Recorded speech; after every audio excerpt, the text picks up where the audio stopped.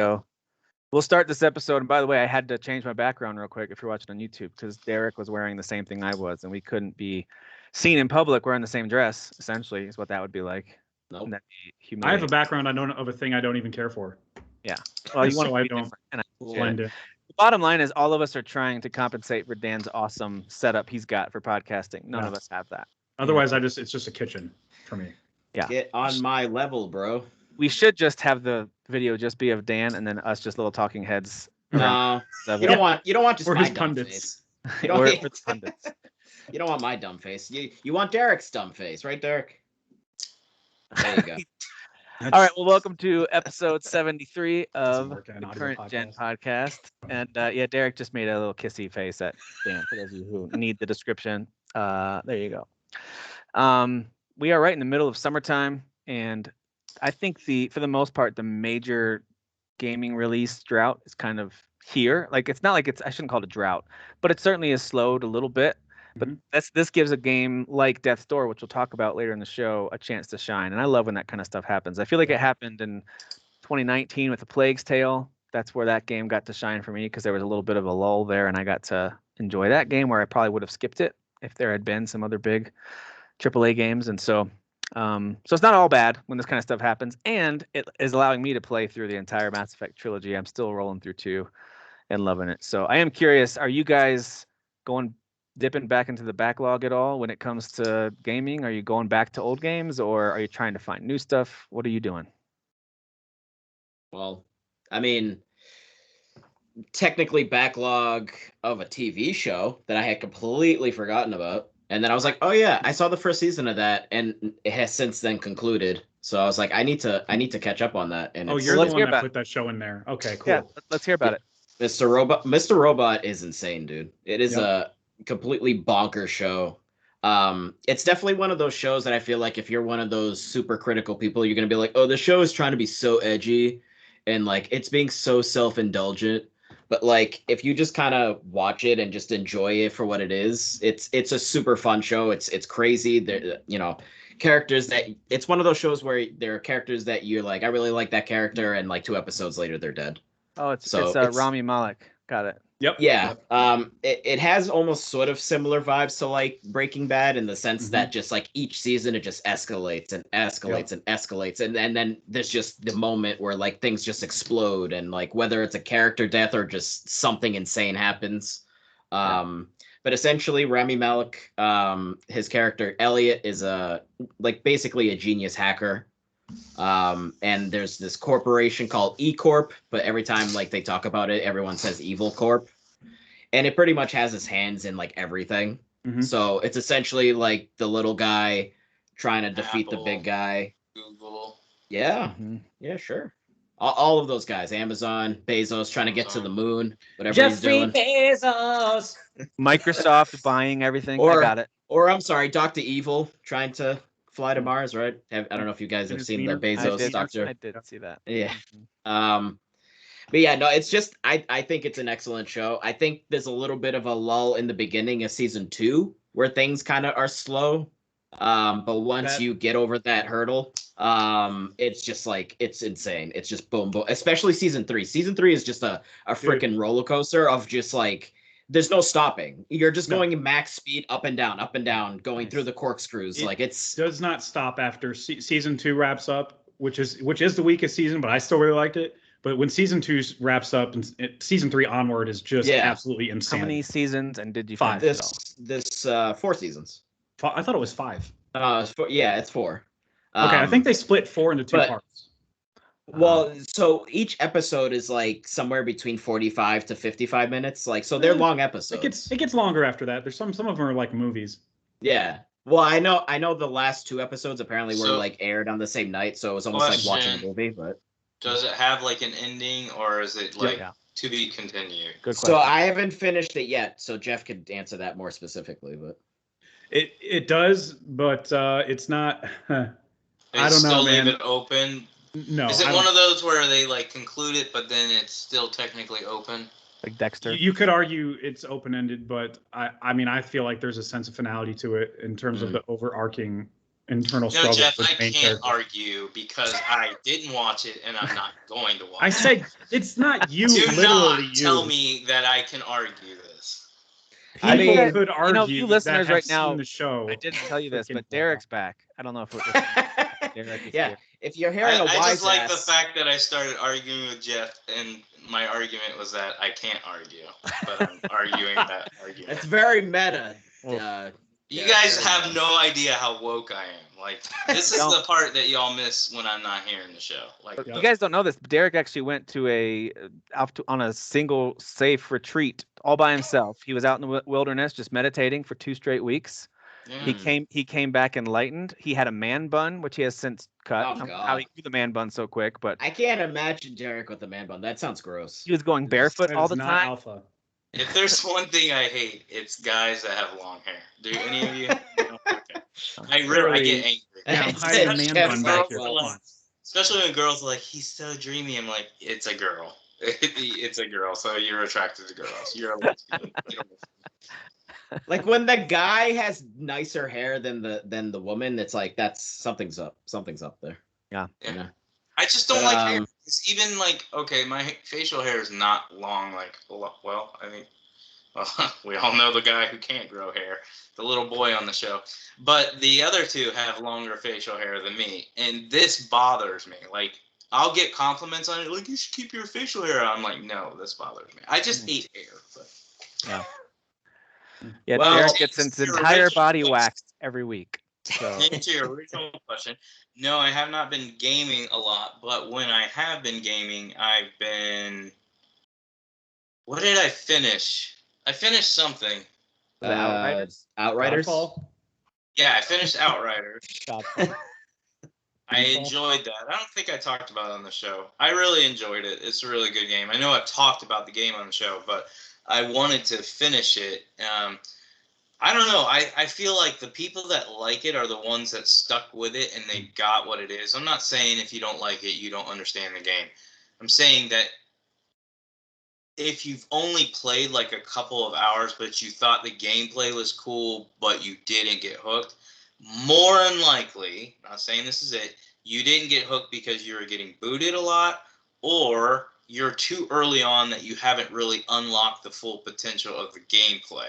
It is one of those games that as you unlock more skills, get better guns, get better armor, start to look cooler, like your aesthetics start to look cooler, and you start teaming up with other people that have different powers and you combine those powers, the game turns into just hordes and hordes of action-packed fun.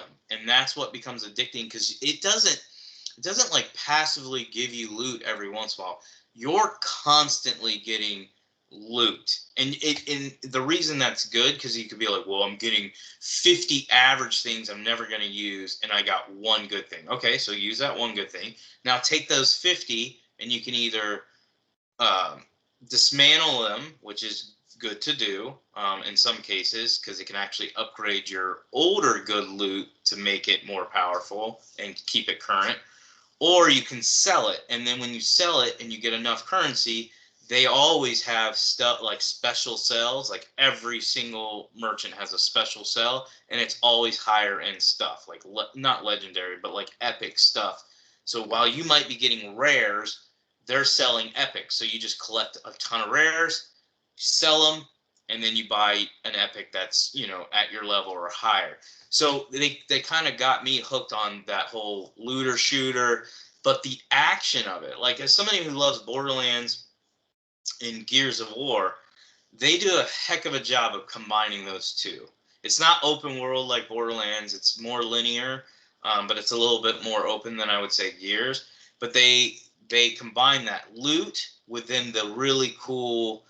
I'm not going to say it's a cover-based shooter. Yes, you have the ability to take cover, and yes, at times you definitely need to utilize it, but the whole game is built off of you staying in the action. Like, there's only one class that can actually heal itself. Everybody else has to heal by outputting damage. So if you're not damaging and fighting and you're just hiding in a corner, you're dead, because they're going to swarm you and you're not healing. So the game is all about being offensive, and it's chaotic. Solo it's okay.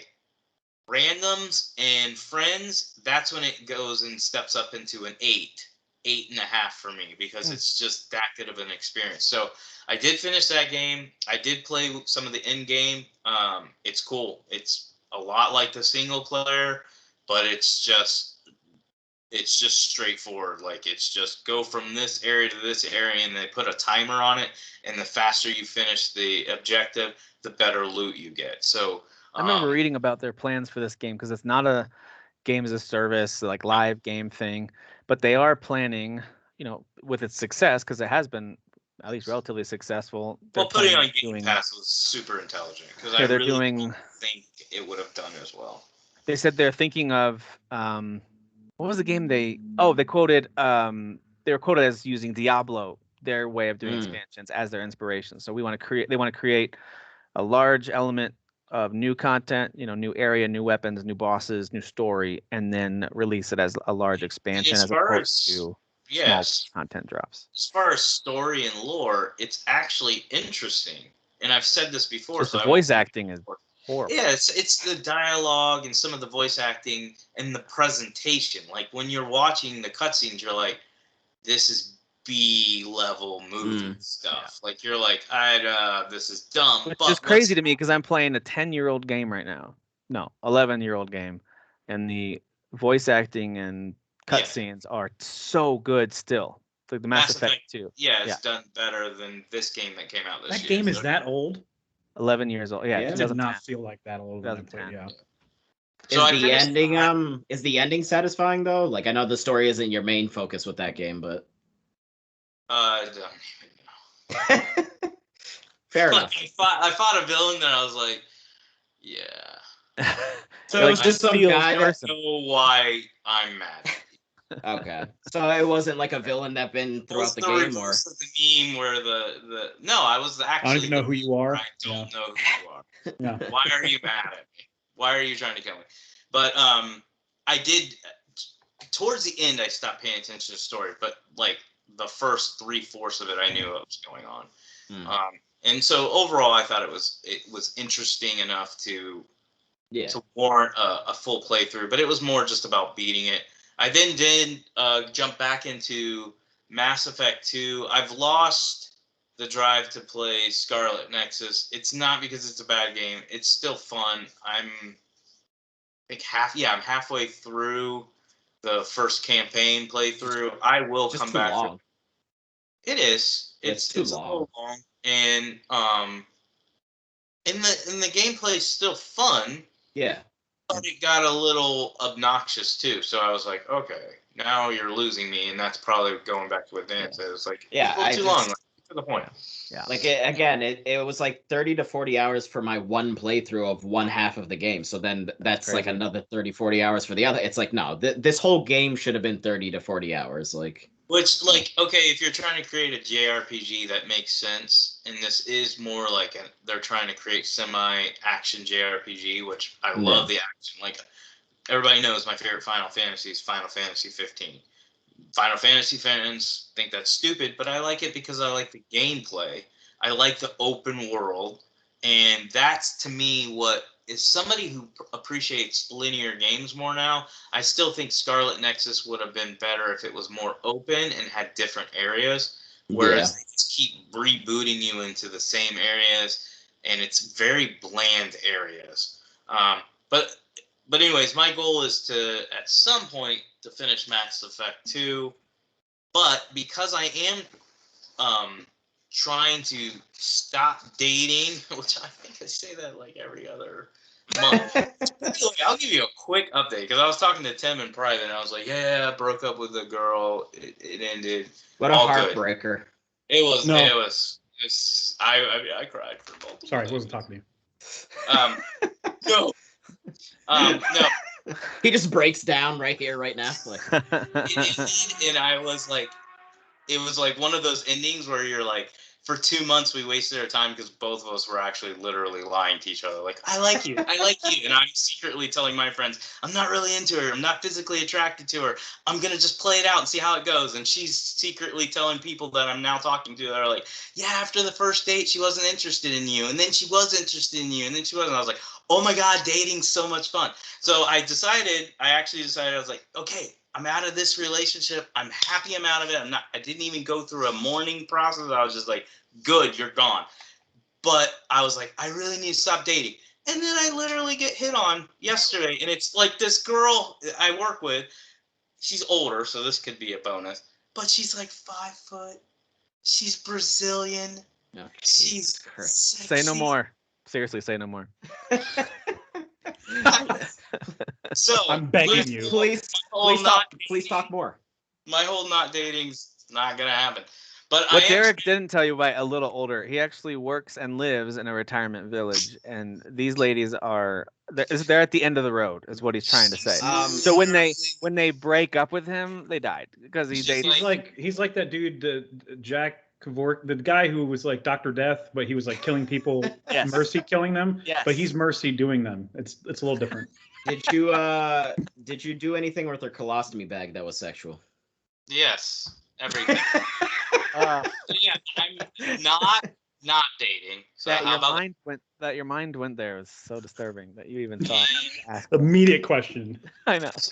You know, I've always wanted to ask story, this. Timmy. Even though you don't like my dating updates, I had a point to my story. The point was I wasn't gonna try to date, but it potentially could be dating. Don't know. But I wanted to like get back into gaming, not to force it in. If I don't like it, I don't like it. But I did want to like try to get back into gaming, and so I decided to buy Death's Door. Now that game does not sound or look like something I would care about. In fact, I was talking to Jesse and Rob in like a private group chat, and I told them I bought it, and they were like, "What made you buy it?" I don't know if they really know much about the game, and I was like, Tim and Jeff, and I literally said this, I was like, Tim and Jeff endorsed it, which I hate their taste. So I thought, let's go watch a video just so I can tell them they're stupid. So I started watching a playthrough of it with Fighting Cowboy, which anybody who listens to our show knows I really like him. Yeah. And I was like, oh, this looks pretty cool. Like a crow with like what it looks like a red lightsaber. Mm-hmm. I'm like, okay, let me go check this out. And I had $10 in Microsoft currency, so I bought it. I haven't played a lot, and I may not play a lot. Next week, I might tell you guys this game is trash. You never know with me. Sure. But the little bit I played and the boss fight I had, I liked it. Here's what I think I like. The combat's okay. Like it's not amazing, but it's definitely fluid. It's not bad either. But I think I just like I love the music that's playing while you're just exploring the world. Yeah. I like how. Here's what it is. The world's dark. I can tell the story seems to be dark. Death's Door. But the music is not really dark. It's almost like.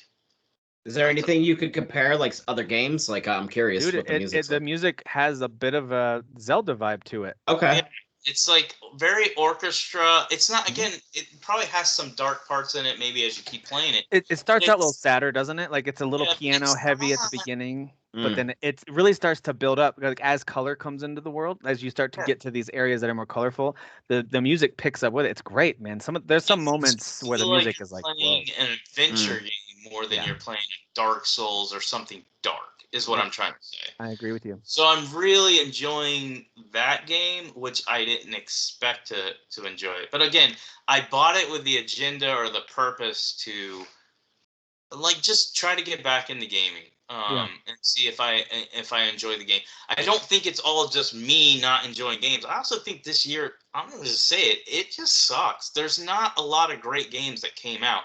When I'm saying Outriders is probably it is the most fun I've had.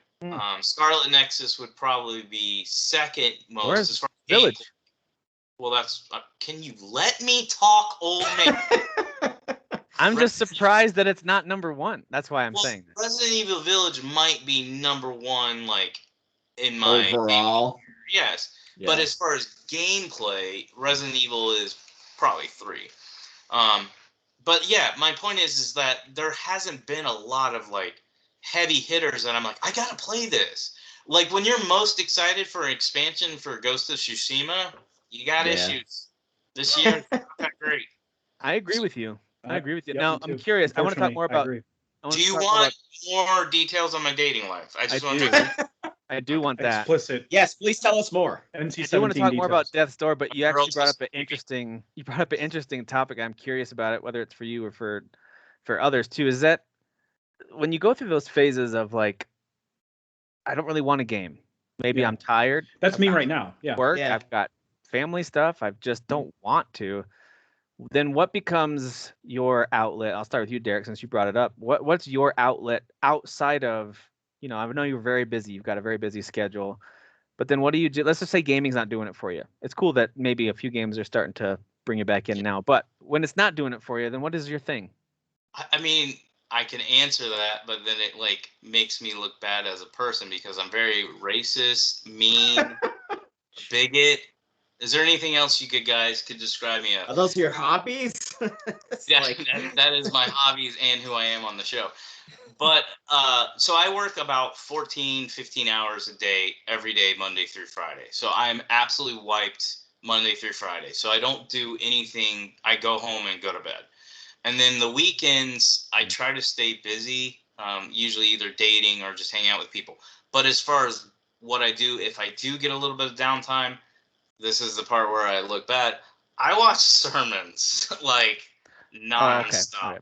I don't think that makes you look bad. Why would that make you look bad? It was a joke. I don't really Okay. All right. I was like, why does that make you look bad? But I watch sermons, so I watch a lot of sermons. In fact, that's where I think I was seeing the teetering of not really enjoying video games. It's not just, you go through seasons where you're just like, I don't really play games. That's normal. Even when I was hardcore obsessed with gaming, which I would say it was an obsession and it was unhealthy because it was like what I put my validation in is like, you guys, I play more and buy more games than you guys.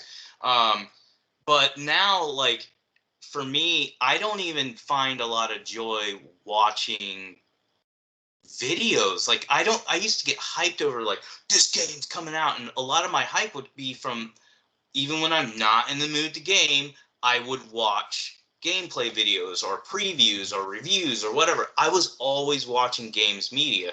Yeah. Now I'm not in the know. Like I loved knowing more than most of you. Like if you guys were like, I don't know what that game is, I usually knew what that game was. Now I don't care about it. So for me, I think that's when I started going, do you even care about video games? So you're already struggling to play them, but now you can't even watch or care to talk about them and stuff like that. So yeah, in my downtime, I get more excited about sermons because there's a positive impact. Whether you believe in God or not, it's not important. You can go watch a sermon and find something in it because they talk about stuff that's practical, like, hey, think good thoughts. Stop being a Debbie Downer. Stop being a victim. Do something with your life. Now, they obviously use the Bible and they talk about God. But for the most part, you can take practical stuff. A lot of people don't realize that I don't want to get on. Too bad. I don't care. Shut up. Shut up, Tim. I'm going to pre-shut Tim up. Tim's like, I didn't do anything. Tim's like, I'm on your side. I'm going to get on a soapbox real quick. I was about to defend you and say, if anyone hears you say, I'm really into listening to sermons, and they can't connect the dots, like, well, I guess that makes sense. I like listening to podcasts or reading books. Like, I don't know why anyone wouldn't get that. So I was going to defend you, you jerk. I was going to say Tim's the most religious one here, right? I mean, I would say out of the four of us. Continue, Derek. Let's hear this. I'm curious. It's too late. I don't even know what I was saying. What was I saying? It's because you're always it's because you're always talking out your ass. That's why. Well, if you hear me preach, this is how I am. Like I start on a point, I got a point, and then in the middle of my point, it's like another point comes in. I'm like, I got to go talk about this. I'll come back. Maybe that's why you watch sermons so much, because you're like, I can't do that. I can't follow a single train of thought and then loop back to that same train of thought. Next time I hear that you're going to be doing any kind of public speaking, sermons or otherwise, I want to come sit in the back of the room. That way, as you're talking, you'll lock eyes with me and be like, shut up, Tim. I don't want to hear it. And then you'll be like, what the hell was I talking about? They're all going to turn around and be like, what's going on? What's happening? Yeah, I had a great point too, and I can't remember what I was like ranting about, and then I was like, I gotta tell Tim to shut up because he's gonna cut me off here. Maybe you should talk to God about your negative attitude towards Tim. I do. I have issues with white people, so we'll deal with that later. All Okay. 4 of us are so very white.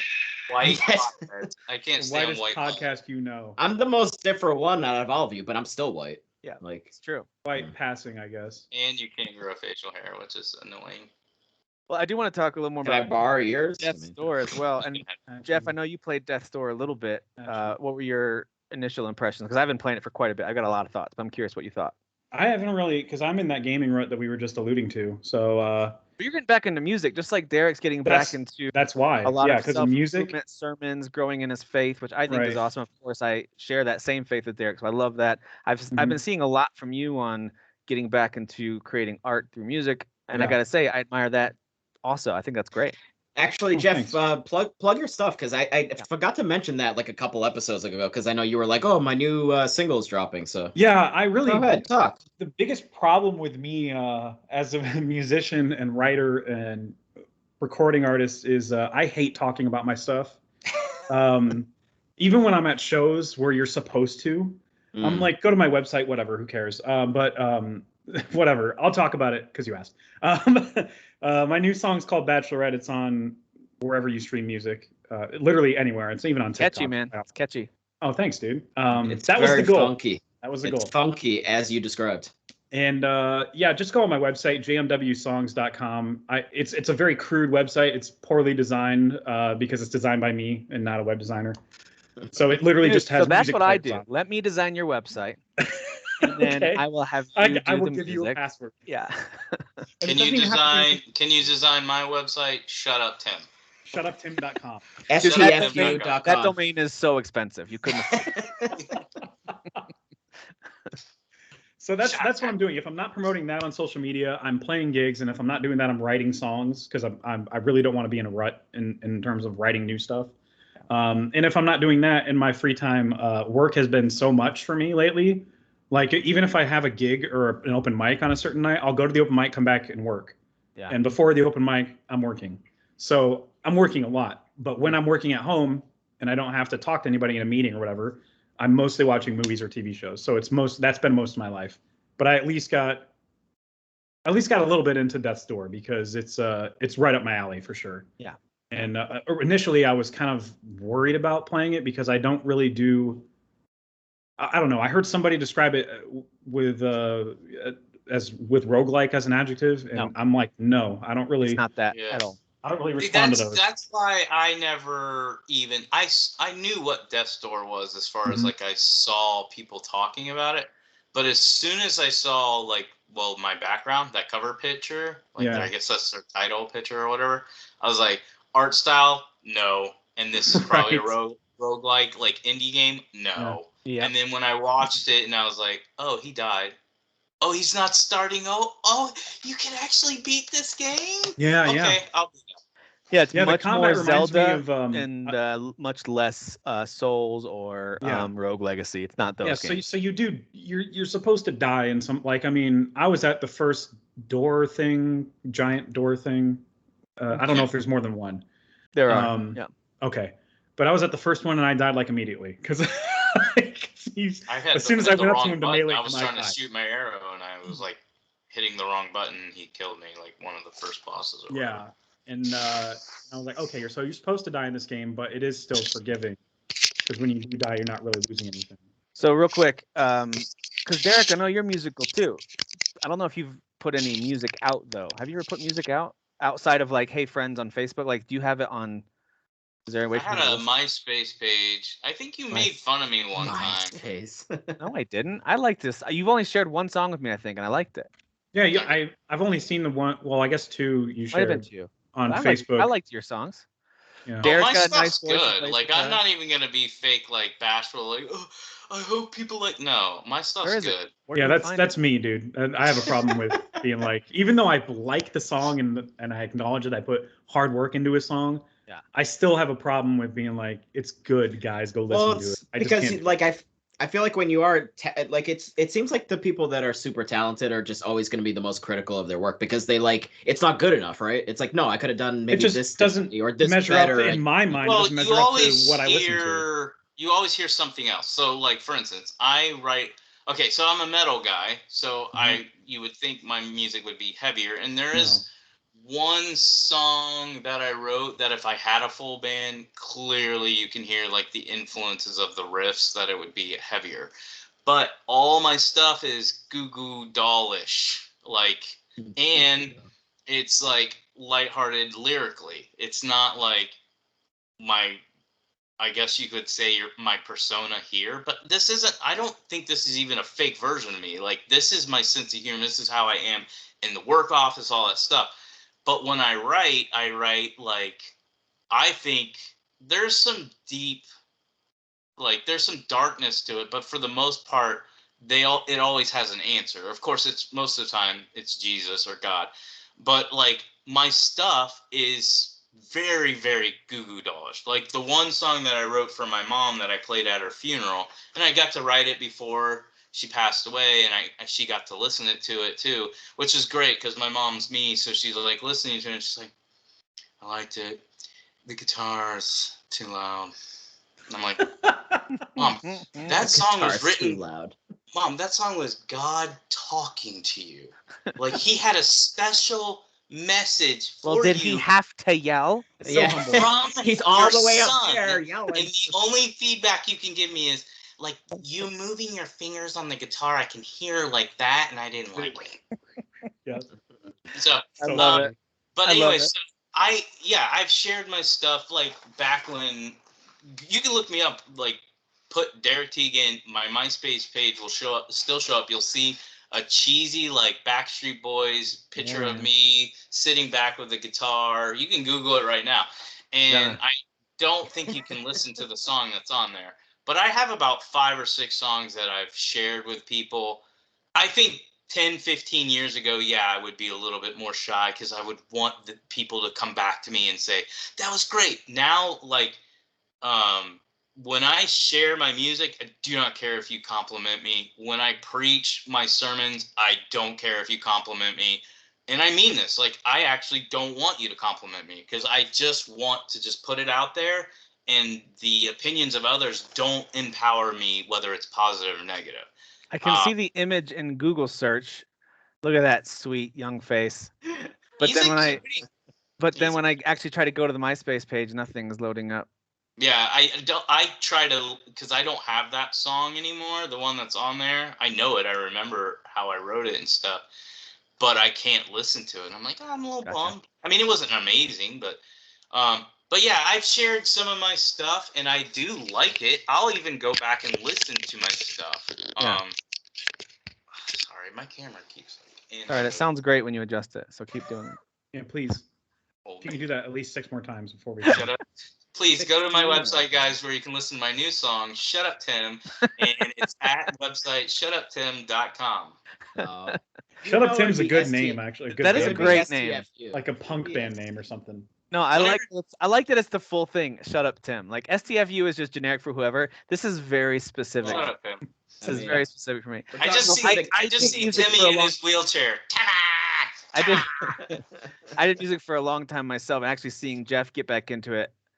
Because Derek, I like your voice a lot. Jeff, I like your voice a lot. So hearing you guys when you've shared your music has made me want to get back into it. I think when I started a family, all that stuff kind of went on the side, and I was like, all right, what hobbies can I realistically do and enjoy here? And so it really came down to just doubling down on my work, trying to be a good dad, and then video games were easy to enjoy while I was holding a baby on the couch or whatever. Like that just kind of became my easy go-to. So, but same as Derek, I'm on Spotify and SoundCloud and all that stuff. I've got a bunch of older stuff out there. I used to cover like I think I have a Game of Thrones theme song version that I recorded, all that kind of silly stuff. But I've written a lot of original stuff. Some of it's based out of my faith. The 2 things that are on Spotify, I've got 2 like little short albums. I guess they would call them an LP. They're like little 6 or 7 song albums, but they were telling a whole story. So one of them is called The Night Before the War. And that is a build up to like the darkest time in my marriage and my life. And that's called The Night Before the War. And that's telling that story about how I tried to fight but lost, essentially. and then the one after that's just called Sorry, and that's kind of the aftermath of everything. So those are the two things that they're both kind of depressing. So sorry Dude, about that's my Emo this Tim. since December I've been working on a project. It's just a 4-song EP, but it takes so much time because you only have X amount of dollars available at a given time. And this dude, because you're actually in a studio. yeah, Because when I listened to your stuff, I was like, for oh, sure. he's got like a full band like sound, which is actually what I was going to talk about. Where I write my stuff and I've just got me and my guitar and an Yeah. iPhone. I'm doing that too, but yeah, I know you do that too. But I'm saying like when we write, Mhm. like you hear the band, I hear the band, but for me when listeners listen to my song, they're like, I only hear you and a guitar, and I'm hearing drums. Hey, this could have been a heavier song, electric, you know, that type of stuff. That was what I was going to say earlier.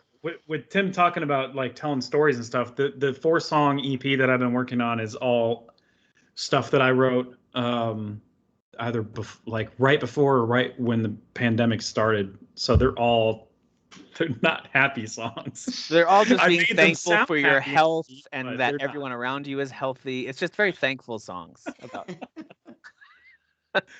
They're being just not. thankful you can be in crowds. I mean, there's even like a lyric about a virus in one of the songs, and with the title of the freaking EP is called "Then Comes a Wave." Remember how we always have talk about, you know, COVID waves and third wave, second wave, and stuff like that. I mean, this could have been prophetic, but you delayed too long. I did. Now people are going to be like, "What the hell's wrong with this guy? Still talking about this stuff." Guys, I called it. Look. I called it in January. I wrote all these. But yeah, so if you listeners are interested in hearing any of what we are up to outside of gaming stuff, there's some music, and also let's not leave our friend Dan out. He also has quite the artistic ability especially if you look at all of our artwork stuff, our logo. I know that you commissioned a friend to help with that, but you really led the way with that. And then all of our thumbnails. So Dan is and I've dabbled in Photoshop, but once Dan came in and took over, you can see like, oh, we were here and now we're up here. So yeah, it's and he does it so quickly. It's annoying how quickly you do it. You did it so quickly. I get on to Dan about a lot of stuff because I hate him, but he does do good work. Wow, hate's a strong word. Hate's a real strong word. Well, I mean, even the layout of your area. Gotta go listen to another sermon now. Like, I don't even know how to properly lay out like a good background for podcast stuff. You've got it all. Well, like it's because so I've mentioned before that I just like using Photoshop. Like I like just kind of messing around and figuring things out. Like I'm an amateur at the end of the day compared to my friend Brandon. Like he actually went to school for it. Like his actual job is like editing and doing photo stuff. But yeah, like I'll sit here like on this monitor over here doing like my actual job during the day, and I'll like think of something. I'm like, oh, we're gonna talk about this game and that game, and I'll actually start piecing things together. Like I already have the thumbnail pretty much set for this episode, but then I can basically remove parts if we don't talk about, say, Zelda, for example. Then I'm gonna have to find something to replace the Zelda section with, and things like that. So I just like doing like essentially like pre-setting it up because I know what we're gonna talk about. And then, you know, just adding, you know, some kind of different there's like blend options, or I forget what it's called in the actual thing, but adding like shadows, and then the shadows you can actually like change the color of the shadow, so you kind of giving it almost like a glow, but it's you know, kind of behind the image. So yeah, it's really fun. I'm not I wish I could actually hand draw. I have a friend that I've known since I was like 4 years old. His name is Vasco. And dude is like super talented at drawing. Like he's really, really good. Like he went to school for it, but like it just didn't really jive with him because it was more like, yeah, let's kind of like start like at the basics and kind of like do things that you're not actually interested in. And he's like, well, I mean, I want to draw what I'm actually interested in. So I've always been jealous of him because like he just draws really cool, unique stuff. So I've always been, and music too. I've always wanted to be like, oh, I would love to learn how to play a guitar. And every time I try to pick one up and play it, I'm like, this doesn't make sense. This makes absolutely no sense to me. Yeah. I don't get it.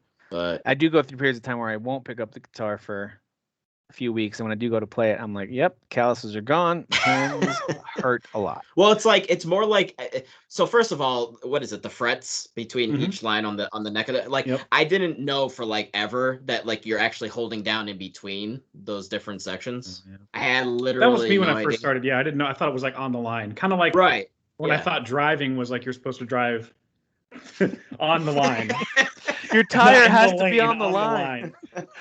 My Like, tires so aren't he's wide drunk. enough. I can't get both lines. Is that guy drunk? No, he wants to drive on the line. I don't know. He's just dumb. But Tim, I thank you for thank you. I appreciate that. I like doing it, and I figured I'd take it over and just try to make our Right. actually kind of like look fancier on YouTube. Taking us to the next level. I like it. I like it a lot. Right. So there you go, folks. If you were curious what we do, and I'm sure that those of you who are listening have those same things where it's like, all right, when work and family and other life stuff is kind of taken care of, hopefully you're not leaving them to the side. And then gaming just isn't hitting it for you. Maybe not even a show is doing it for you. We talk a lot about shows we're watching. Yeah. I think it's always good to have that thing that you're able to use as an outlet. So music, art, writing, and something where you can just let it out. Just try to be this is gonna into sound, more than one or two things. It makes it more interesting. If you're bored with one or two things, then you're like, I have all these other things I could be into. This is gonna sound really really cheesy, but because I'm not religious, music ended up being the thing I use as like therapy, like five or however many years ago. It wasn't that, like, I've been writing for a long time, but it wasn't until like 5 years ago that I started using songwriting as an outlet for talking about, I can relate to that. things that actually got me down in life. Yep. So it kind of helped me get Makes control of sense. my freaking emotions. Well, Even though the emotions last aren't manly, but whatever. time, the last time I wrote a song was actually 3 years ago, and it's not because I hadn't tried. My guitar is pretty jacked up right now. I had a nice Taylor acoustic, but it's all. I mean, it works, but I don't. It's not at the level it should be, and I need it fixed. But the last time I actually wrote a song was 3 years ago. Mhm. And it was before I made the biggest mistake of my life, or biggest decision of my life that ended up being a terrible, terrible mistake. But I didn't write that song for that situation. Like, I hadn't done that thing yet, and I still wrote this song. But the funny thing about that song was the lyrics were written as I wrote the song, meaning like I was just singing random stuff. Mhm. And it's the only song I've ever written that's talking about a relationship, like me singing to somebody to not give up on me, to stick it through. I'm trying right now.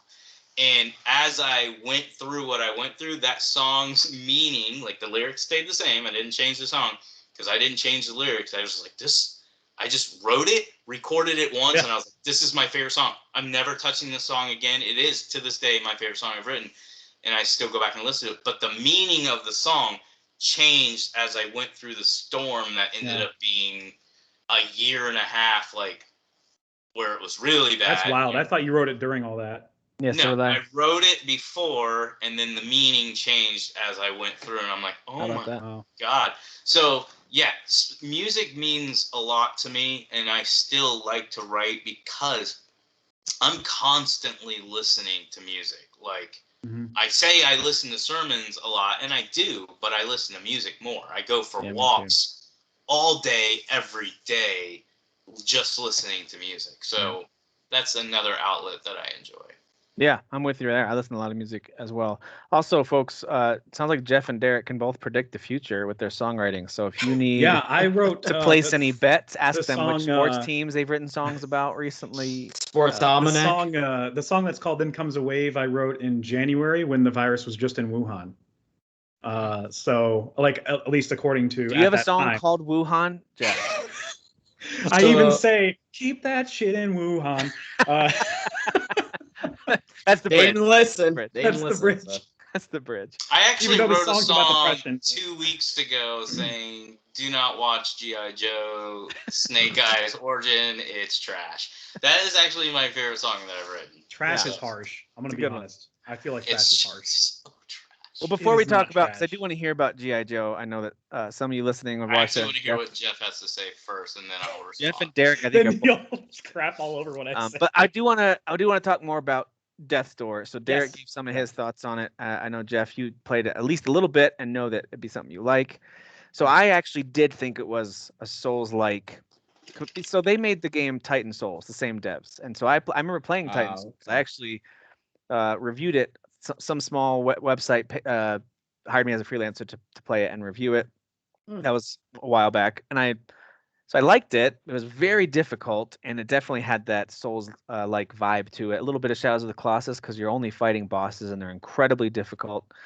And then when you die, you kind of start over in a way.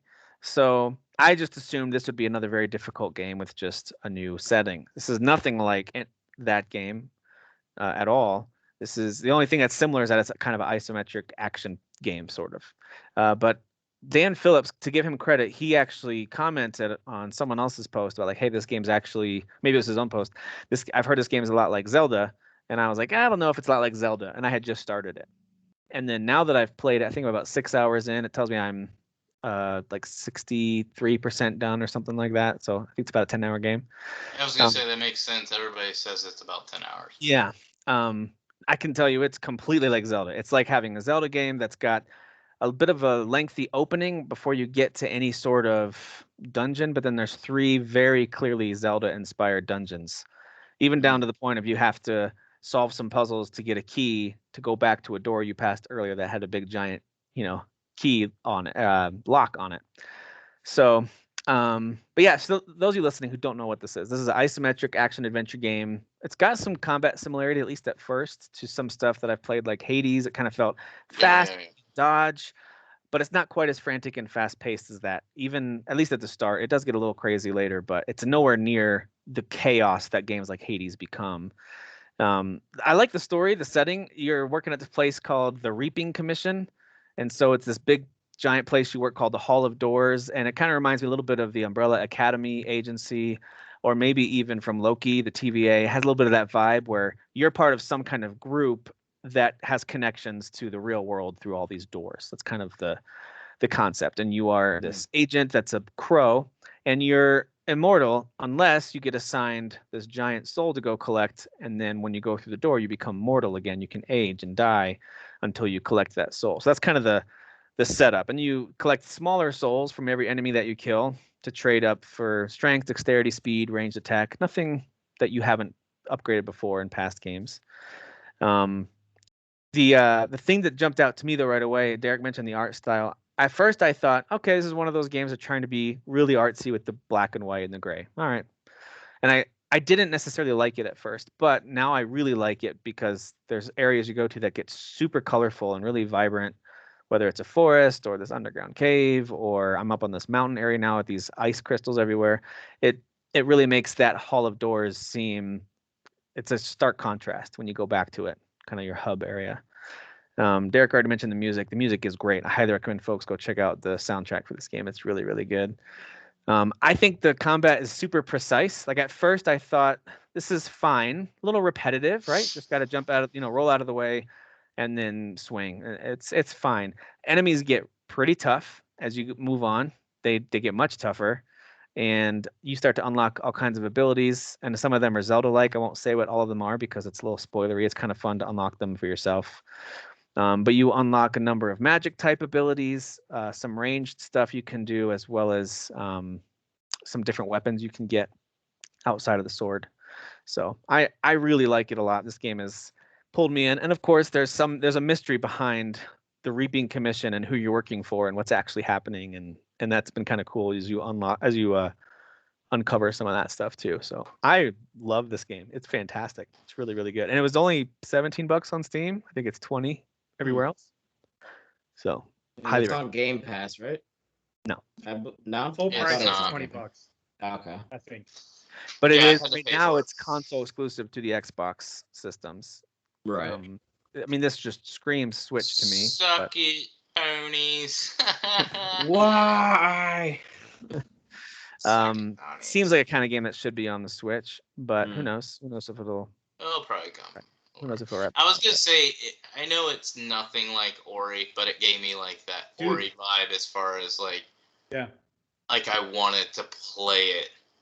Which again, if you've listened to our podcast at all ever, you know I hate anything like this. But Ori is one of my favorite styles of like, I guess you would say your indie style game, and this one has that same feel, and I think the reason why Ori brings me in, now I will say a big part of it is its vibrant colors, its dark story, and it's just beautiful. But it's the music and the emotions as you play the game, and Ori is super fun.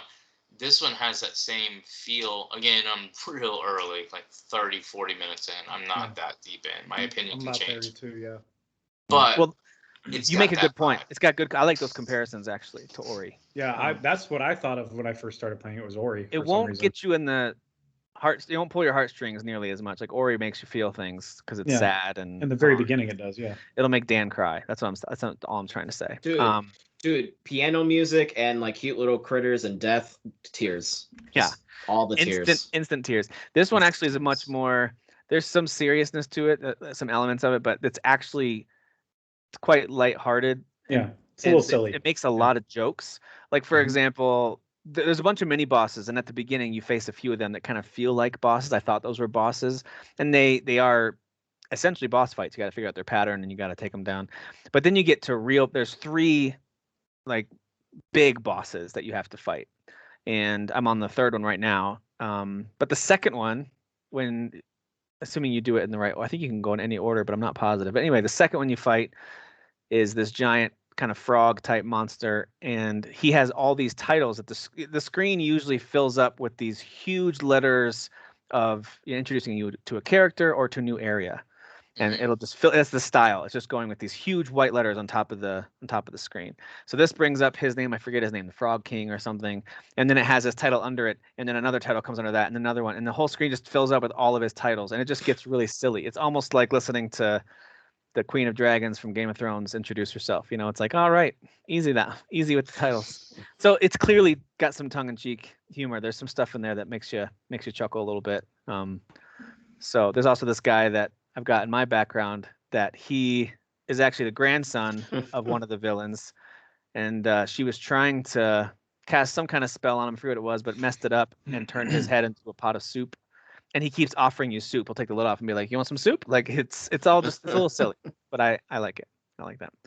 This game is super fun, super creative. I just like running around as a crow with a sword. Yeah, it's pretty cool. It's definitely pretty cool. Yeah, I like you. I like the character you control. He looks cool. Yeah, the art, whoever designed that character did a great job. He looks really cool. I agree. Well, tell me about Snake Eyes. Oh, and by the way, before we go into Snake Eyes G.I. Joe, the new G.I. Joe movie, did anyone play? Derek, you're the only one who bought Skyward Sword. Did you have time to play it? We can always push that. I mean, only thing I can speak to is how it looks. I played maybe 20 minutes. I did like one little side quest, and that was it. Okay. It looks good. It actually looks really good. Because I'm going to tell you, like, the trailers and stuff didn't really sell it as, well, this looks good. It kind of just looked old. But then I did watch some side-by-sides, and I forgot how ugly the Wii version was. And it back then... wasn't HD. Yeah, it was 480p, I think. Back then, the Wii version was a pretty game for a Wii game. I remember thinking it's beautiful. I think that's one of the reasons why they picked the sky and everything, because it was so bright it could hide all the jagged edges and all that stuff, because it was all whites and light blues and stuff like that. But this looks really good on your Switch. I have not docked it or anything. I just played it in handheld mode. It ran good.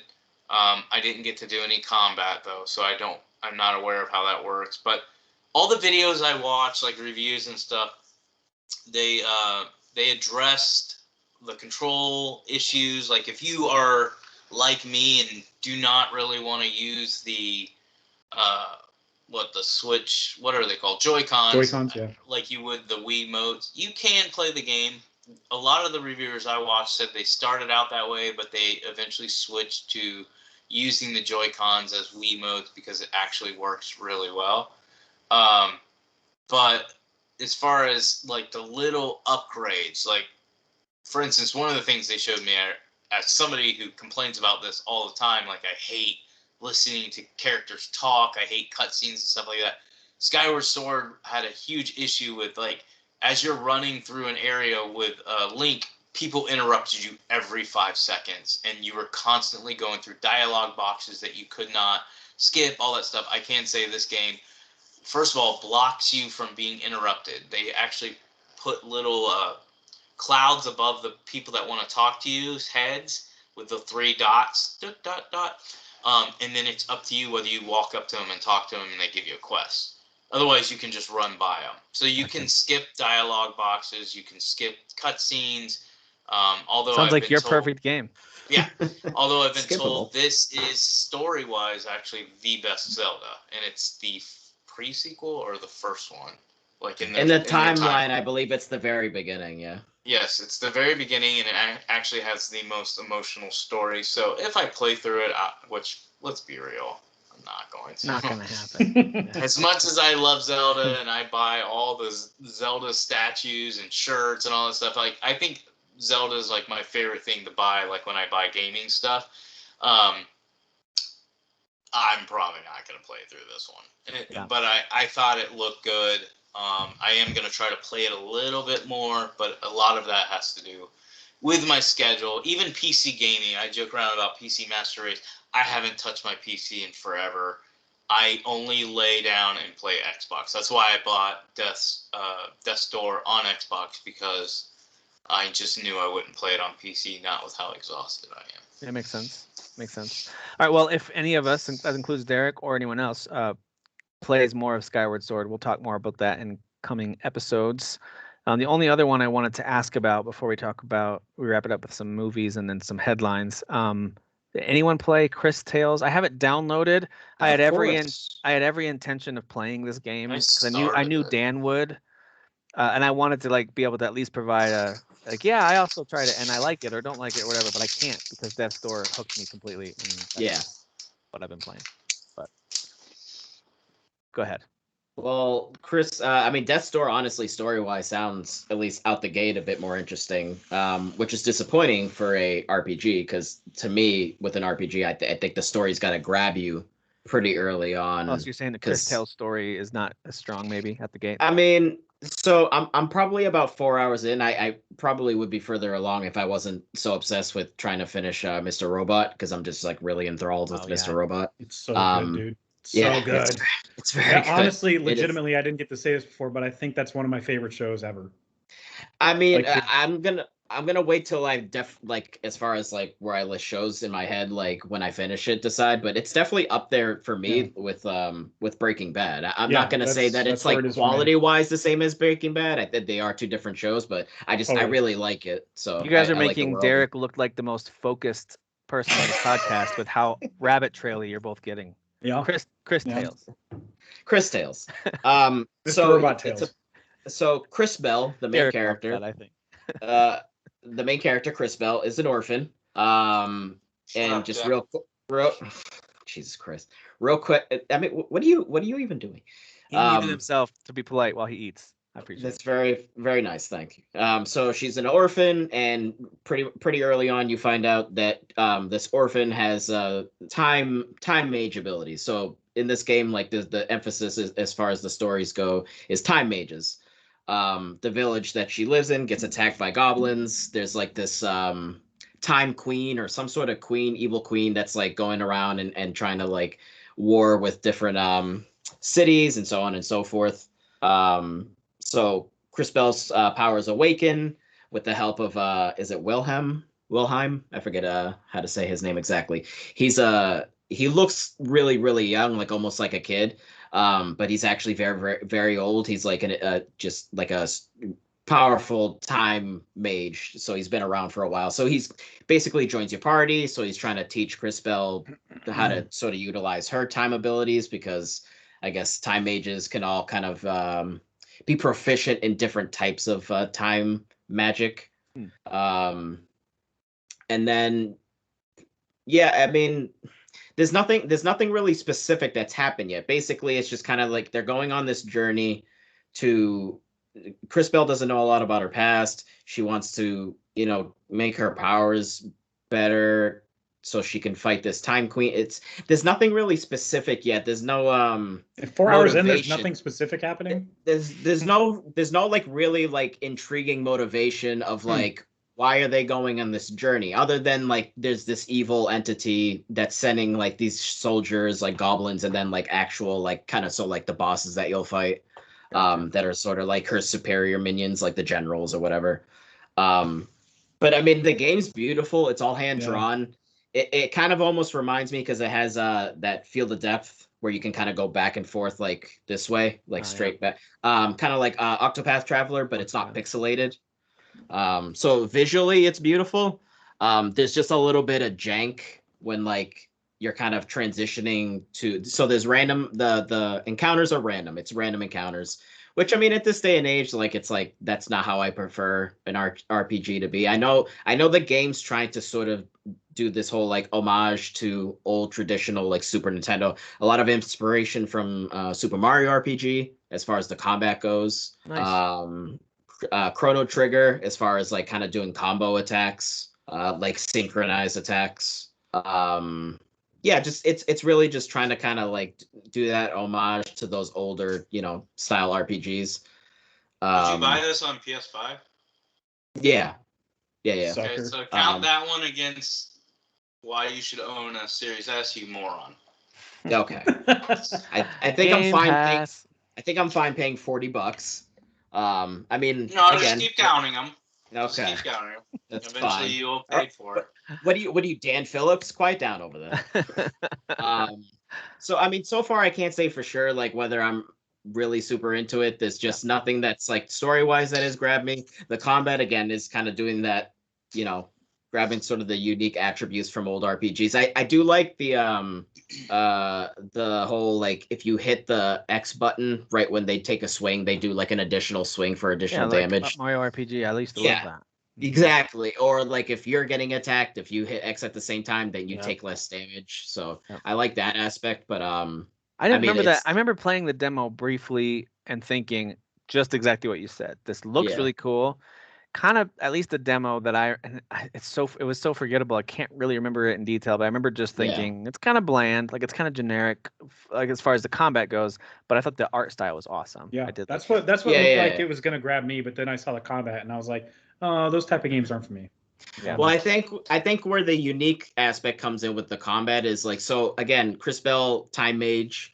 The screen is basically, so the screen is kind of like or I think it's this way. So there's like a V. So in the middle, it's the present time. If on the left side, it's past, and then the right side is future. Okay. So when you're in combat, that applies as well. So that's basically, cool. Say there's like an enemy that's like a machine or something like on the right side. If you cast like a water ability on it, then it's soaked. And then if you basically use your time magic to go from present to the future, so basically a certain amount of time has now passed while they were soaked, and now the machine is rusted. So now it's going to take more damage because it's weakened because of the rust. So kind of like things like that, where again you're doing, but it doesn't really. The game doesn't really inform you what is the best options to do with the time magic, because sometimes you'll basically push the time forward into the future and the enemy's actually stronger because now the enemy is like older. Like basically say like you're fighting like a mage and then you move the time forward. Now it's like a stronger mage because a certain amount of time has passed and technically it's like gained more abilities, so to speak. So it's kind of like a pro and con thing. Like you don't actually know if the enemy's going to be weaker, whether you send them into the past or into the future. Like there's nothing in the game that actually tells you. So that's kind of annoying. But it's still like a unique, but it's still like a unique thing that's there that like kind of like makes it it's trying to make it more interesting so you could take advantage of your abilities and then try to do more damage, but it just doesn't really inform you in any way. So I don't know. I'll keep playing it. I'll see if it gets more interesting. So. You reminded me when you said the elements remind you or seem like they might be inspired by Chrono Trigger. I know not super strongly, but maybe certain elements. Yeah. That reminded me to give another shout out to Cosmic Star Heroine. If you guys haven't played that game, I have that on my Switch. I haven't gotten around to it yet. It is completely a love letter to Chrono Trigger. Yeah. How old is not with the time traveling stuff, but is that this year or? Right. That was that's a few years 2017, 2018, something like that. It's usually one of those games that's on sale for every special sale that comes through. So speaking of games you brought up, I did get Valiant Hearts because $4 is a steal. Yeah. I just haven't started it yet. You'll love it. That's a good one. That's Sweet. really good. Yeah, so unfortunately, I'm just kind of like on Cris Tales, but I'm hoping it does get better, and I'll have maybe more positive things to say next Kind time. of what I've been hearing on reviews. Like nothing bad about it, but nothing overwhelmingly amazing about it. I just hope it sells decently because they seem like a smaller, newer studio from Colombia. A lot of the architecture in the actual game, the buildings, they actually like straight up like took inspiration from like really important buildings in Colombia. And just kind of put like a fantastical twist on it, so that's really cool. So That is cool. I just think that that's kind of nice, and I hope that they like kind of move forward and grow. So Gotcha. Well, let me give you my quick hits of stuff I've been watching before we hear about Snake Eyes. I love teasing Snake Eyes as like this big movie we're going to talk about. It's barely. It's so like I every time I say it, I'm like, this is gonna be hilarious to keep teasing it. So, it's gonna be actually the whole. It's gonna be the whole thumbnail. It's just gonna be Snake Eyes. The Snake Eyes. The new season of Ted Lasso just started, and that show's just so wonderful and happy. I just love that show. You're not watching week to week though. You're gonna wait, right? I'm watching it week to week because my wife is watching it now. Oh, okay. So you're caught up with me then. Cool. Yeah. Caught up, and I'm watching it week to week because there's a group of us on our team at work that all decided, hey, let's watch this every week and we'll talk about it. Open our team meeting. That's what I like about the week to week format. Yeah. Like that's how we're kicking off our team meeting. That's so fun. So Ted Lasso. I think only Ted Lasso could pull off that whole arc or whatever plot point with the dog. I agree. That's the only type of show that could do something like that. It. Like that was so wild. Yep. That show's amazing. It's just so happy. And anyway, I did finish Mythic Quest. It's got 2 seasons. Again, not the best show ever. There's actually plenty of points where I'm like, I don't think I like any of the main characters. Like they all kind of have. I don't think you're supposed to like any of them. Yeah. You're not necessarily supposed to like them, but they do have moments where they try to make it sweet. And second season wasn't as good, but it still was entertaining. It is funny when they cut to like video game clips, and they just shamelessly include so many Ubisoft games, especially Assassin's Creed. Just so many Ubisoft clips of their but there was one.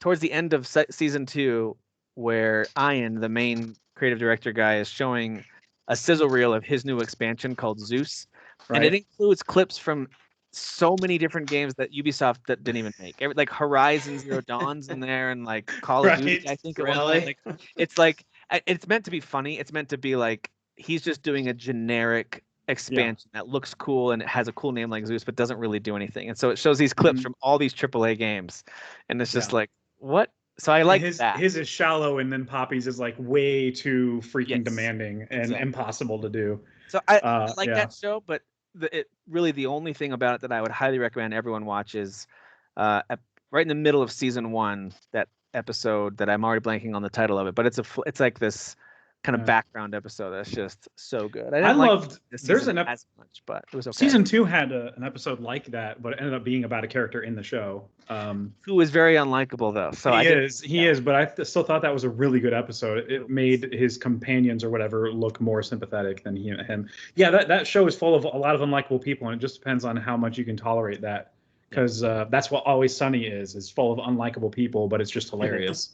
So Seinfeld, right? It's not like if you watch something like The Office or Parks and Rec, they balance out the unlikable, crazy moments with tons of like sugary sweet moments and characters. They balance that really well. Yes, absolutely. So even The Office does that. Although we talked about this. What's that in your pocket? Chunky. He pulls out the little piece of candy. And she's like, "All right." So I liked it. I recommend it if you really like kind of dark. If you liked Always Sunny, or if you liked Silicon Valley, very similar type of show where it's not Silicon Valley is a better comparison. Yeah. Last 2 things I'll mention real quick. I liked it more than you, then it seems. So I highly recommend it, honestly. I like it. Ted Lasso's way better. But then I watched Gunpowder Milkshake. That's fun. It's a fun movie. Original.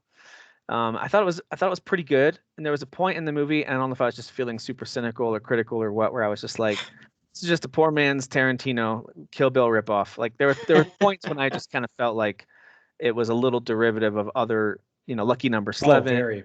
Yeah.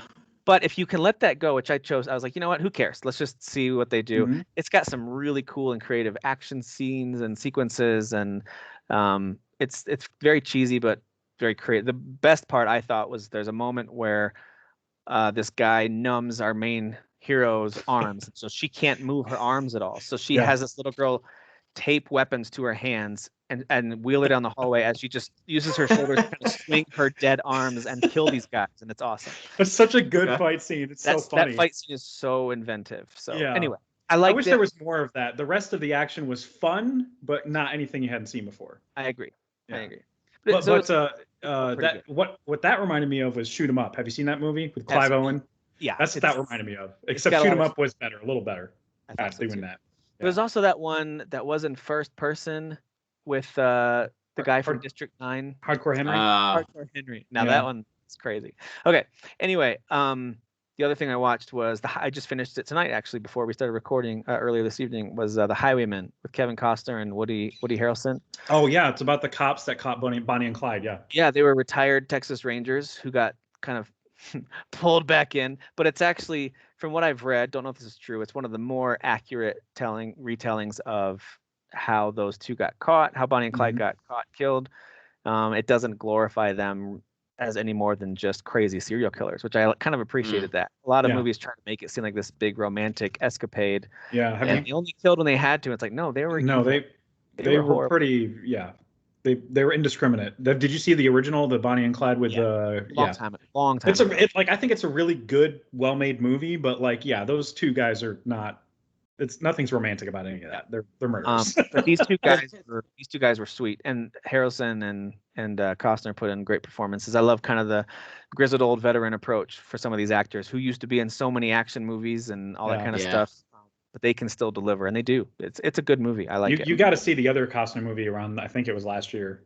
Let Him Go or Let Her Go, whatever it's called. Oh, that's on my list. Yeah, it's so good, man. I think it's better than Highwaymen as far as Costner movies go, recent ones. But yeah, it's really good. So, when you get to the end of TV shows, like I watched through Loki, and I finished caught up with Better Call Saul. So when you catch up with these shows, you're kind of looking around like, so. What else is on? Yeah. So now what? So I do have Mr. Robot, Tim. I maybe I'll try that one. You got me interested, but I put some bunch of movies in my queue over the last several months and even years that I never got to. So I've watched a couple of those. But. I've kind of been doing that too, where like I'll be like something's in my queue that's older, and I'll be like, how have I never seen this movie? Let me just throw it on. And it wasn't even. I do every year. I do come up with like a curate, like a top, not a top 10, just a movie, 10 movies that I haven't seen over the years that are super old that I know I need to see. And this year I've just kind of been winging it. Like I've just been like, oh, I haven't seen this movie from the 80s that I've been meaning to see. Well, I've realized I've seen most Kevin Costner movies, weirdly enough. He makes good movies, though. Here's the thing. I'm going to say this about Kevin Costner. Tell me if I'm crazy. Waterworld. I was thinking this while I was watching this because I actually did rewatch Waterworld last winter because it got put on one of like Netflix or got put on some service. I was like, oh sure, I'll watch this, and it was just as kind of cheesy but fun as I remember. But anyway, Kevin Costner plays essentially the same character in everything I've seen him in, whether it's Robin Hood or The Highwaymen or Waterworld. He's the same stoic. And he has the same accent. Like he didn't even try British accent in Robin Hood. Everyone around him goes British. It's just being Kevin Costner with a bow. I think there's one scene where they left his British accent in, but the rest of it he's just straight up American. Anyway, that's funny. But I feel like he's kind of like Keanu Reeves in that he is good at the thing he does. Like he's good at the character he can portray. Yeah. And the movies he's in generally pretty good. Like there's not a lot of Keanu Reeves movies that I dislike. Yeah. He's kind of the same character almost every time, maybe a little variation here and there. And I always like him. And he doesn't really have a ton of range, but I like he just makes watchable freaking movies, man. Like Let Him Go is the most Costner thing ever. And one of the reasons why I like Ryan Reynolds is he actually makes fun of himself because he's self-aware that people say, hey, Ryan Reynolds is just Deadpool. Like that. That's all he does. He plays the same character over and over. Yeah, but I like that he does that. Yeah, it works. If it works, it works. Yeah, you're right. That can be the same thing for comedic actors. That's totally true. Right. Not everybody needs to be Christian Bale with like all this range and gaining weight, losing weight, and method. Oh, or Tom Hardy becoming someone new like Tom Hardy can change every time. But what's interesting is we're going to talk about Snake Eyes now, no more teasing. But the actor who's in Snake Eyes, I didn't realize this till I was looking at the picture behind you, Jeff. I see the guy from Crazy Rich Asians. Yes. because It is. that's I this very feel like he was a bad choice, by the way. that was a very like sweet romantic comedy movie where he plays the handsome boyfriend or whatever. And Yes, then, yeah, he's the crazy actually- rich Asian. Yeah. And then the villain, sorry if this is a spoiler, but I assume from the trailers as the villain is the guy from Warrior, which is a really Yes. cool show. Well, Okay. no. He's not in this movie. He's not the villain in this movie. In the movie, Oh. Tommy is like his brother in arms or whatever you want Okay, to call it. but he's in it, right? The guy But from eventually, Warrior. his character does become.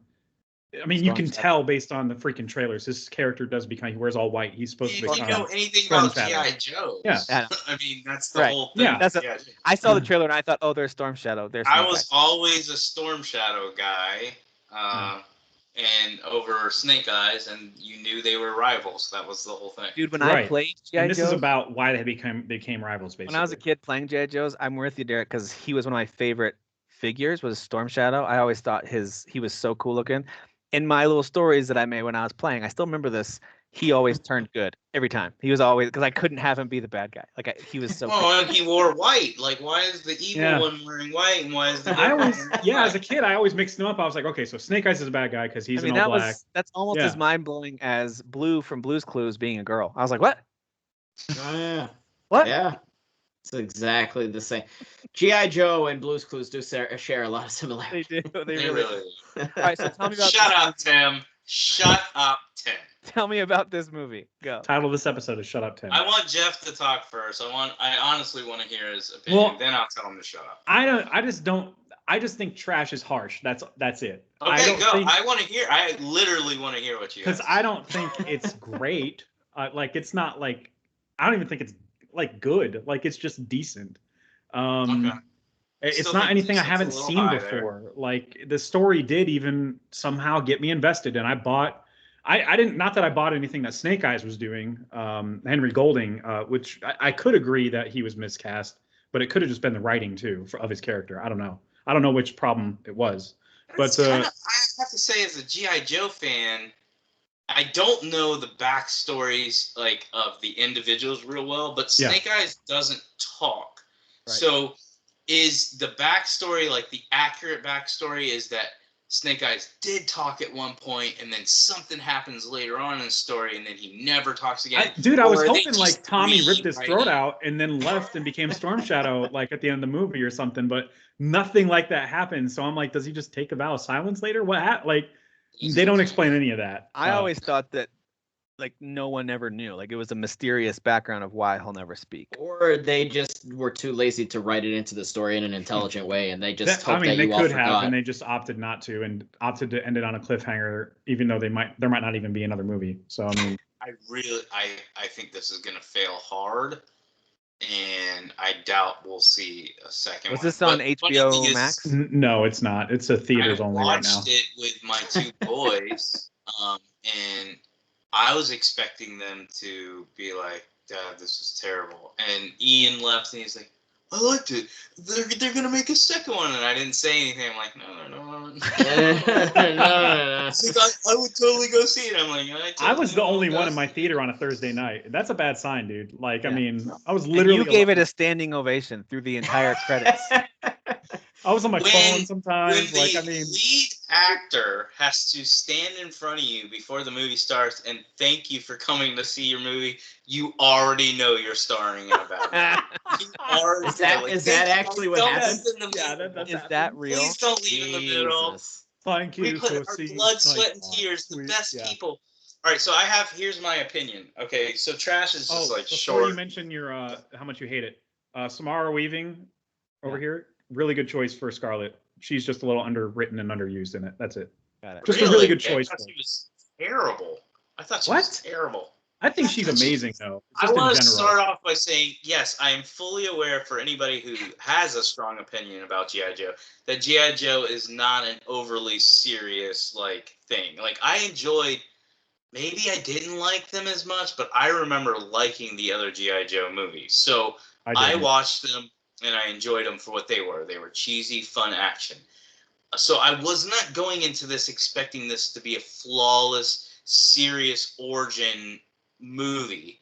But here's why I was extremely disappointed, besides like cheesy dialogue, which was in it way too much, And then I did think the lead actor, the Snake Eyes actor, was pretty lame. But I also really could not stand the action scenes. Like, that's the whole point of me going and telling my sons, hey, Ian, it's your birthday. Would you want to go see this movie? Because he knows nothing about G.I. Joe, but I was just like, he'll like it because it's got action. Now, he did like it, but I hated it. And then after I told him why I disliked the action scenes, he goes, yeah, that's the part I didn't like. And I'm like, Ian, that was every action scene. Yeah. Yeah. Every action scene uses shaky camera, Mm-hmm. and it's quick shots. So it's like, Yeah. so like Snake Eyes could be punching somebody, so it's shaking already, Dude, and then yeah. he punches and then he quick shoots over to another fight, and then quick, and I'm like, dude, I'm not getting That's to It's a like style Mortal choice. Kombat, right? The Mortal Kombat movie. That's what people Mortal Kombat complain did a about. The little shots better. were so, like, Slightly Mortal better. Kombat definitely did it better, but this is like so pointless. Even at parts where they were just running, they had the guy run. He's like, yeah, why was it that it was like the cameraman was just another guy behind them running? I'm like, yeah, I don't understand why they did that. And then some of their cool, like, They're trying to be action all parts. Paul Greengrass or something, like handheld and the. Yeah, but if you're gonna go with a Paul Greengrass type of Bourne approach, then stick to it, man. Right. Yeah. Don't suddenly go Taken 3 and start chopping up every single action scene. They're just afraid to show the discrepancy. Liam It's can't basically- stretch like he used to, man. It's just a lack of like having the, I don't know, the balls to just be like, just focus on this shot all the way through, you know, like, and actually having it be a good which shot. I don't get for this movie, because you have the dude from Warrior and you have the dude from the freaking Raid in this movie, and I expect amazing fight Which scenes is out of these who people. I felt like should have been Snake Eyes. Dude, the Yeah, warrior absolutely. fight scenes are incredible.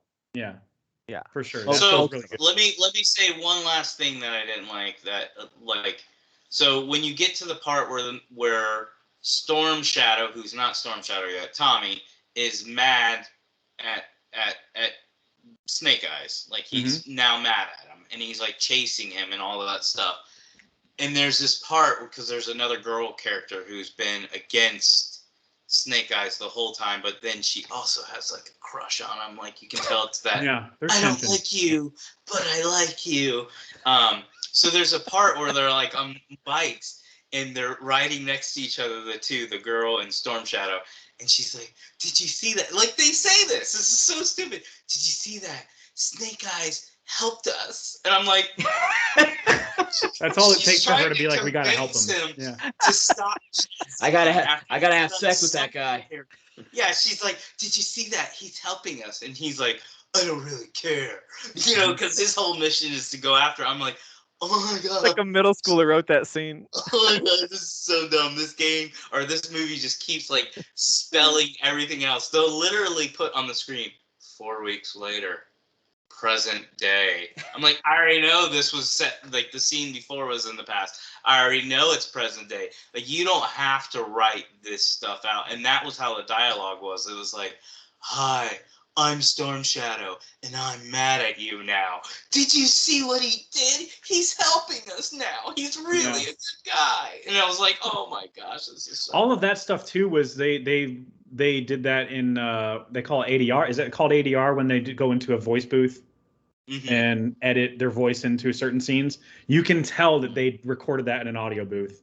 Yeah, To spell it out for the I hate when you can audience. tell that, especially if they didn't get a good shot, and so like during a certain cut, they'll do the ADR moment, and you're like, well, I can see that his mouth didn't move at the end there, so he Right. wasn't saying that. I hate that The stuff. ADR was just so obvious in this movie to a point where you're like, Absolutely. how is a major studio behind Almost this dubbed. movie? That's the other criticism is like, so it's like you're advertising this movie as if it's like this AAA like Hollywood movie. Right. I didn't get It's that vibe. Columbia, Like, right? It's Columbia freaking Pictures. It's a big studio. I Yeah. feel like they did not. And They I had a don't lot of know the marketing budget for it. behind this. Yeah. Yeah, I don't know. I don't know if most of the budget was in the marketing, and then they were like, "Well, we're gonna do some cool stuff, but we're not gonna do too many cool things as far as like special effects." Because I felt like even some of the special effects were cheesy. Like, there's a few. I'm not gonna spoil it. Like, few scenes again in this traffic area where they're on bikes and stuff like that, and they're trying to do these cool moves, and I'm like, that wasn't even necessary. Like, that was just the whole point of that move was just so you had some spectacular move, but it was like not. It was stupid. It was pointless. You And can't then even it tell if this is a review of Snake Eyes or F9 at this point. Yeah.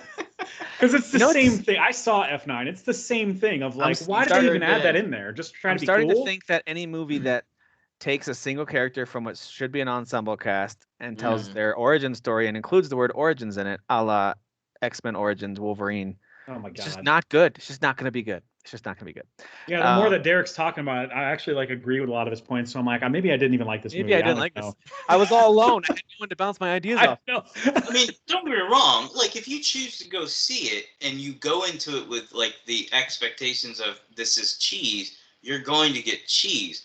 I just was expecting it to be a little bit like crisper, a little bit well done, a little bit better done, and the dialogue felt like I was playing Outriders, but I'm watching it now and I'm like, oh my gosh, See, I went you don't into- need to spell all this out. You don't need to talk the way you're talking. I went into They Mortal underused Kombat the expecting talent. cheese, and I liked it. So you're right. Sometimes if you have the right expectations, it can either be like, And- all right, it met my expectations, so it was fine. And Jeff and I definitely disagree on one thing. I felt like the two women characters, the two main women characters, were absolutely terrible.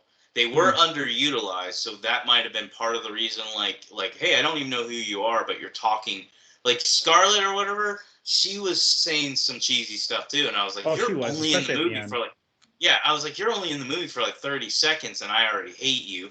And then even the other girl that's you can tell in Baroness. real life, Yeah, Baroness. You can tell in real life she's a hottie. They're like, hey, we gotta make her not look cute, but still be sexy. Like I was she's gonna dressed say, sexy. Do you not like these female characters because they just weren't good looking enough, or?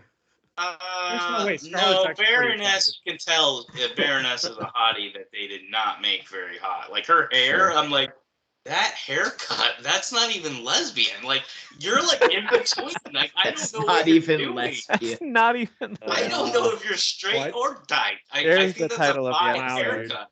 You're Wow. not. There's the title of the episode. That's not even lesbian. Shut up, Tim. That's not even lesbian. Yeah, there's the title of the episode.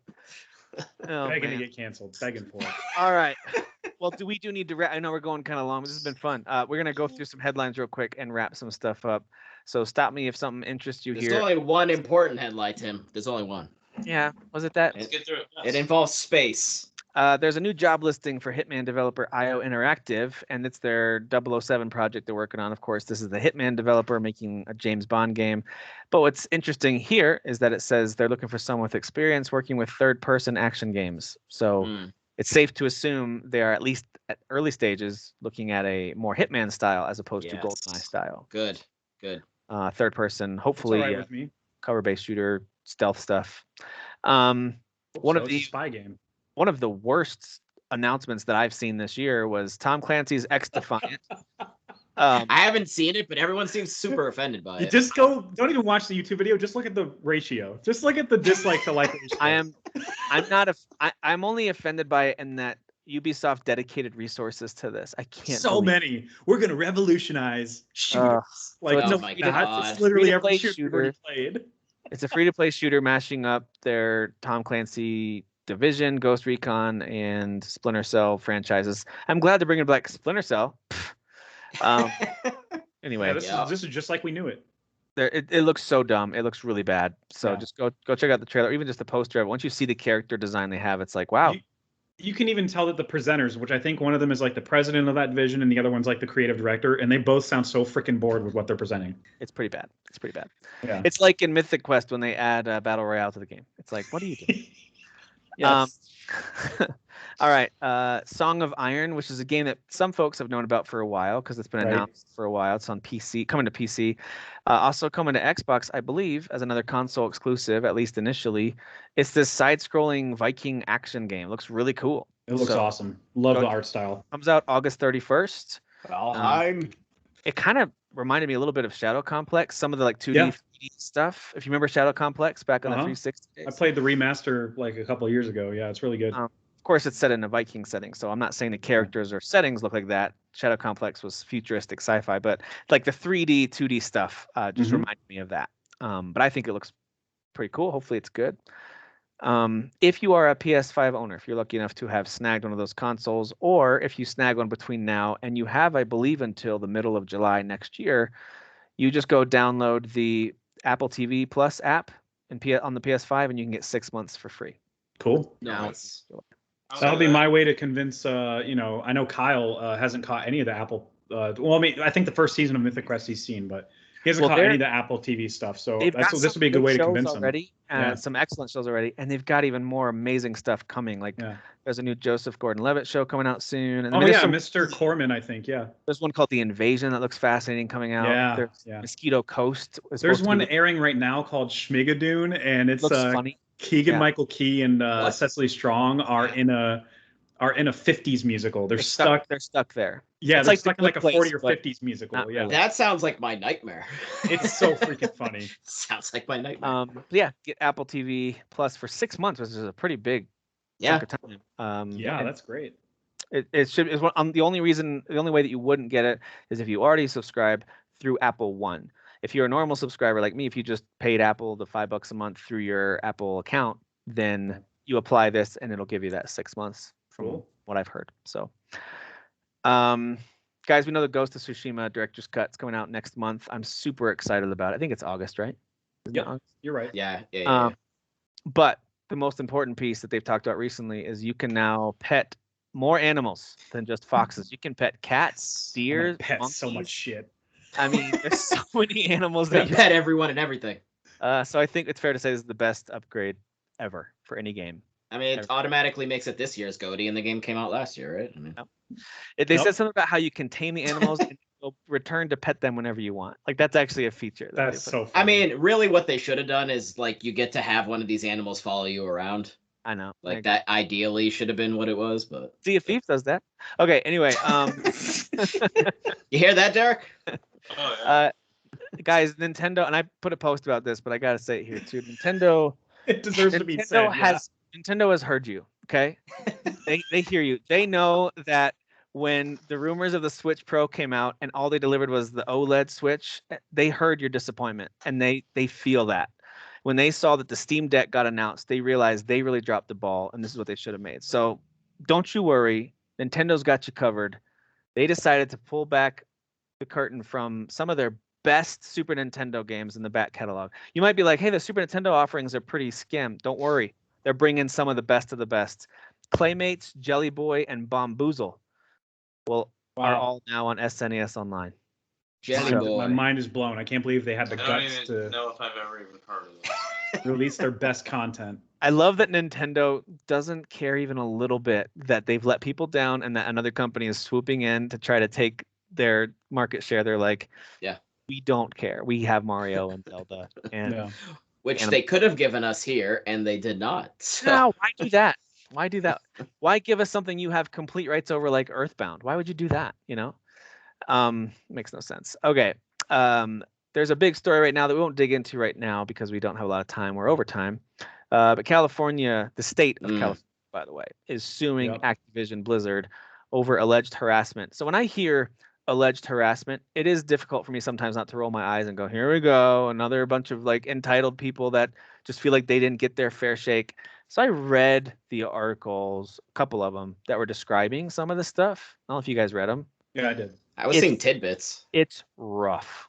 Yeah. Like, it's real rough. And I think like frat boy culture just means, so they're just a bunch of dude bros who are helping each other get promotions and the women feel left out. That sucks. But, harassment, guys, come on. If you read the details, it's awful. So it's really bad. And this suit is following a 2-year investigation by that California group that is filing a lawsuit. We're talking about they dug in and said, let's find evidence of this. There was even one female employee who got sexually involved with her supervisor. At least this is what the claim, one of the parts of the complaint says. And then when he allegedly spread pictures of either them together or her by herself and things like that, and essentially she killed herself because was it that one? Yeah. So it's pretty gross. And I think when all of us think of Activision, especially, we think of a bunch of dude bros making Call of Duty. That's just what we think of. But when you hear about the details of people being truly mistreated, it's just a huge. It just really is a bummer. I think I remember reading that, especially for Blizzard too. I'm like, Blizzard, like I don't know. For Activision, I expect think it's mainly Activision though. It's both. Mainly. I think I do recall reading a blurb on, I think, Wikipedia, where the president issued a statement on this right after this came out, and was like kind of just dismissed the claims. And there was a work stoppage because of that, because they didn't agree with his statement. The employees were like went on strike or something. I don't know what you want to call it. It's one because they're not unionized. It's one thing when you. It's kind of like with IGN with some of the men there that got blamed. Like he made me uncomfortable, and he told me that he liked me, and I'm like, well, that's not harassment. That's a guy hitting on you, and he just sucks at it. Like that. Those kind of things kind of bothered me when they became big harassment claims, and there might have been some harassment in there, but some of the descriptions I remember reading made me go like, this isn't harassment. I know what you're talking about. Just awkward. Yeah. And I'm sorry it was awkward for you, but he didn't know how to. He's not like Derek. He doesn't know how to do this. Dude, and so this sounds like full on. Does sound pretty bad. Parties in the offices where the women were being treated like party items essentially, and it sounds bad. I've been saying for years, like people have been like just. EA this, EA that, as far as like the worst video game company. I've been saying for years Activision is the worst. Absolutely the worst. And like this is like completely separate for the reasons that I knew of before, but this is just like the cherry on top, so to speak, of like, here's the mountain of shit that just makes this company just like unbelievable. Just all the things that they've done, like if they settle or if they lose, let's just say they don't settle and they take it to court and they lose. Do you guys think Call of Duty struggles to sell as well as it normally does? Do you think this is Battlefield's chance to it's maybe gonna make a little less money, but I feel like it's still gonna sell. It's gonna be just fine. I think it would just result in a change in leadership, and that's it. Yeah, most people don't care. All right, well, speaking of EA, EA Play happened, and there were not a ton of announcements. There's one big one we'll talk about. Not a ton of announcements. They've got Grid Legends coming out from Codemasters. So if you guys like, what's the name of that? Not Project Cars. What was it called? Isn't it just Grid? I thought it was just called Grid. Yeah, Codemasters used to work on a different racing series. Was it the one that they have like the slow motion wrecks? I'm blanking out on what it's called. Not Burnout. Yeah, didn't they do Burnout? I don't know. Did they? Who? Codemasters? No. Codemasters did Grid. Just Grid. Okay, all right. Then I've got my developers mixed up. But that's coming. Grid Legends is coming out next year.